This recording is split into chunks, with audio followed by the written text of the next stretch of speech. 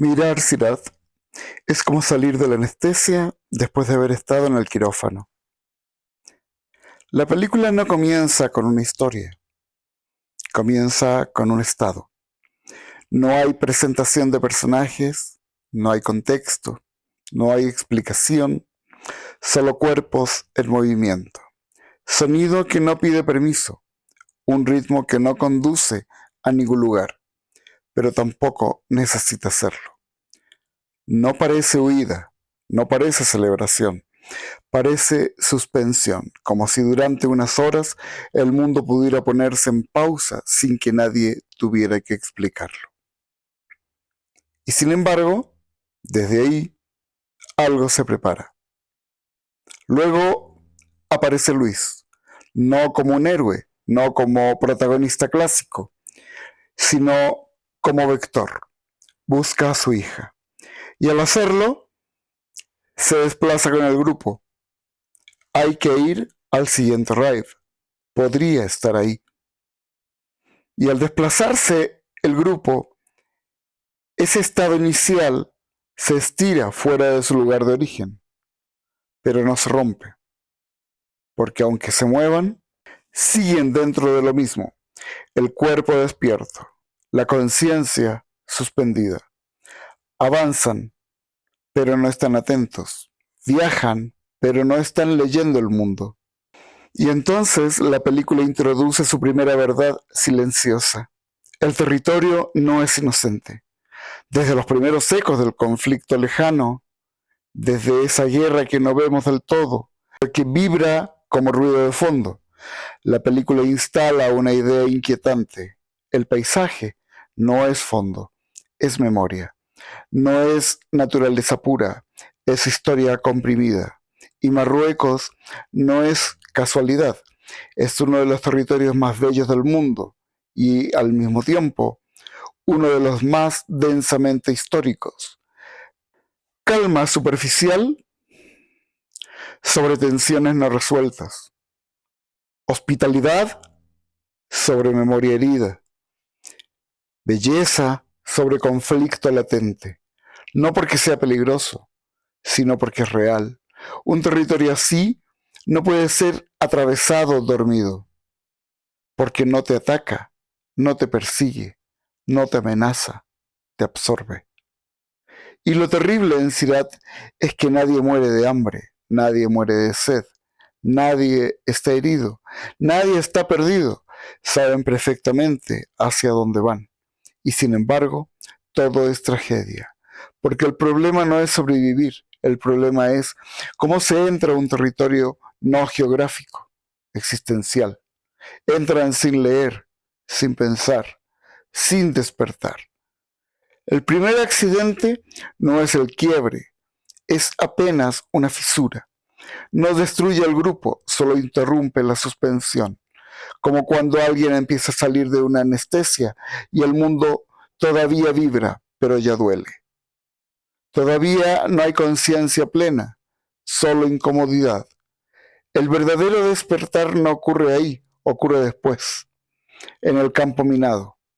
El campo minado no es un obstáculo físico, es un umbral. No exige fuerza, no exige velocidad, no exige heroísmo, exige algo más raro, atención.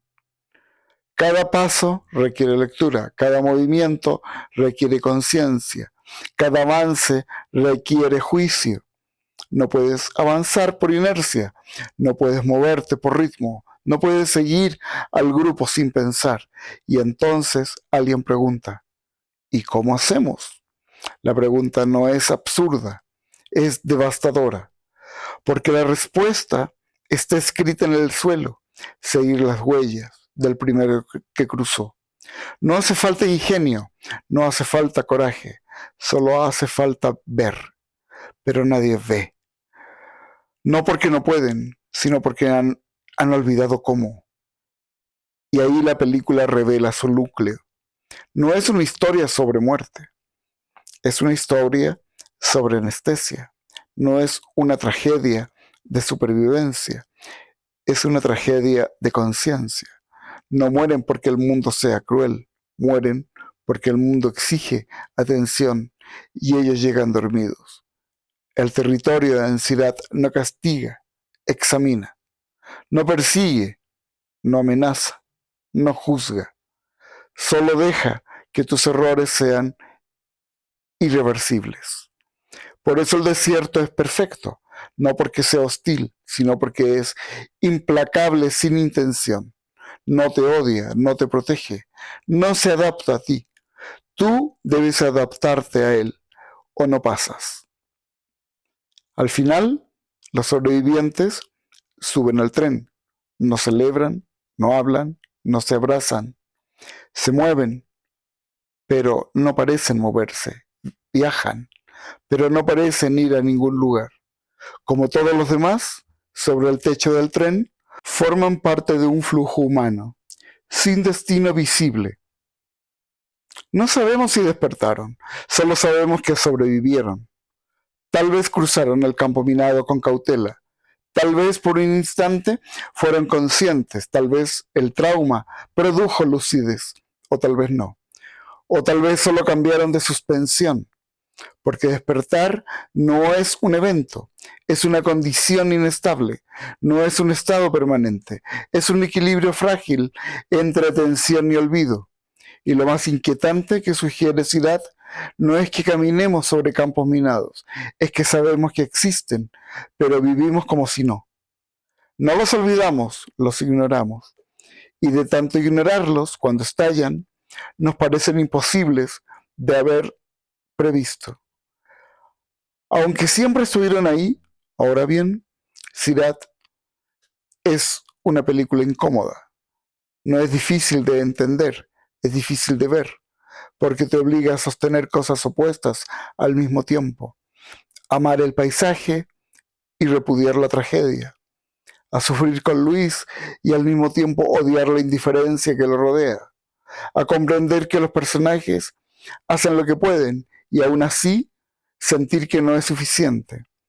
Todo convive, nada se resuelve y eso incomoda. Pero esa incomodidad es precisamente su verdad. Así que mírala, compréndela, ódiala, ámala. O no sepas qué hacer con ella. Pero no pases de largo, porque muchas películas solo te cuentan una historia y pocas te despiertan. Si este análisis te gustó, dale like, compártelo y muchas gracias por escuchar. Y no te pierdas Siddharth, vale la pena verla o sufrir mirándola.